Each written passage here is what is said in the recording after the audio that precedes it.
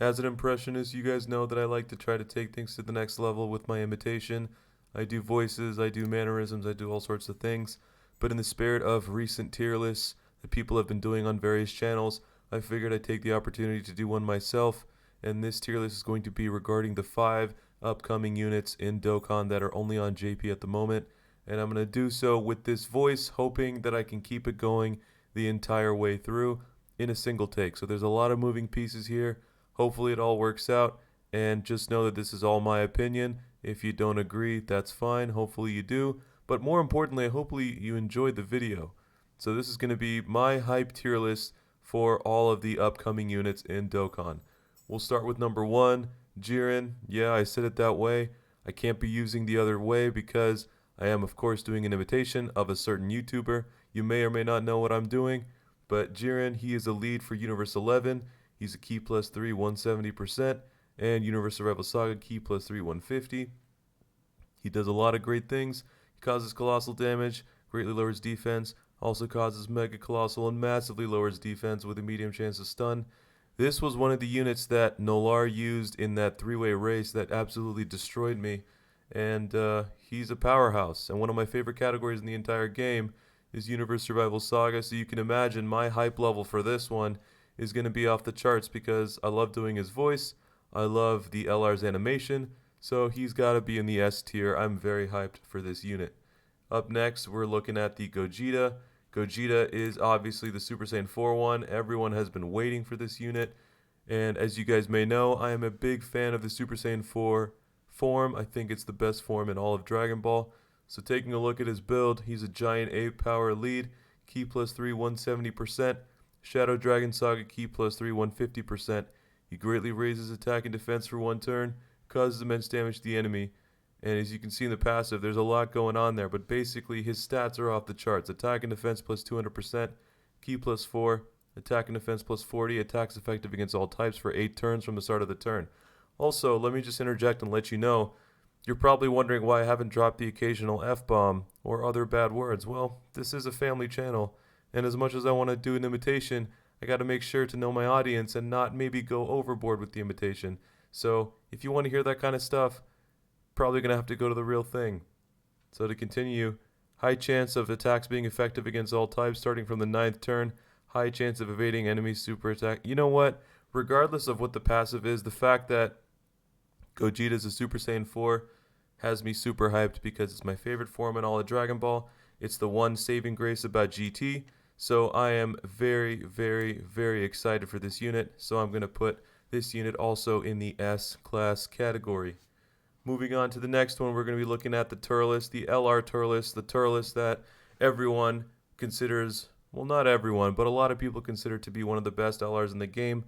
I personally have a vendetta against all Turleses because Turles will never leave me alone. Every single time I summon on any banner, it seems like there's always a Turles waiting in the shadows to show up and ruin my day. This Turles is a Terrifying Conqueror's lead, key plus 4, 130%, as well as an extreme STR sub-lead. He causes colossal damage with a medium chance to stun, raises attack for 1 turn, causes mega colossal damage with a high chance to stun. Attack plus 130, Terrifying Conqueror is category, key plus 3, attack and defense plus 30, plus an additional key plus 6, attacks effective against all types when enemy is stunned. Attacks effective against all types and high chance of launching an additional super when key is 24. And then he also has an active skill, just like Jiren did, of key plus 24 for 1 turn, can be activated when HP is 60% or less, starting from the 8th turn of the start of battle, twice only. So this unit has me extremely hyped because there's a lot of versatility with this unit. It's another extreme STR type, which is a shame because there are a lot of dominating extreme STR type units, but the fact that his skill set is so versatile and he's able to do a lot of damage, and this is actually a Turles that I'm actually considering rainbowing, I feel like this would also go in the S class category as far as hype level. I'm very, very, very excited. You should be too. Why? Because I say so. Moving on to the next one, we're taking a look at the Pycon. The Pycon is the unit that just dropped on JP maybe about a month ago. A lot of people meme this unit for obvious reasons because, of course, Pycon is a very forgettable unit in the Dragon Ball franchise. A lot of people think he's just a random one-off unit that just shouldn't matter, should be very inconsequential to the Dragon Ball IP. But I've always rooted for the underdog a little bit. So with this unit actually having a really good skill set, I feel like I should be excited, as you should too.